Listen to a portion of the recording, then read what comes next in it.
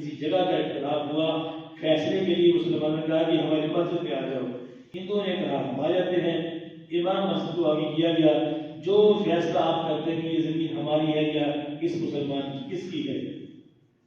ایک ہندو اور مسلمان کا فیصلہ، دونوں پارٹیاں جمع ہے مسجد میں، مسلمان اس بات کا یقین رکھتے تھے کہ یہ ہمارا امام مسجد ہے، یقیناً انہوں نے آگے پیچھے پہلے انتظام کر دیے ہوں گے کہ یہ ہمارے حق میں ہندو ہیں۔ اسلام اس بات کو پسند نہیں کرتا کوئی غیر مسلم ہے اس کے مال پر حق قبضہ کیا جائے۔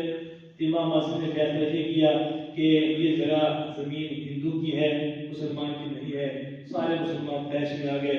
یہ یقیناً کسی نے اس کو ہندو بھی بنا دیا ہوگا، کافر بنا دیا ہوگا مسلمانوں نے، اور اذان ہوئی کوئی نہ آیا، اکیلے میں نماز پڑھی، اسلام کہتا ہے پیچھے ہندو برادری کھڑی ہے، کبھی کلمہ پڑھاؤ مسلمان کر دو۔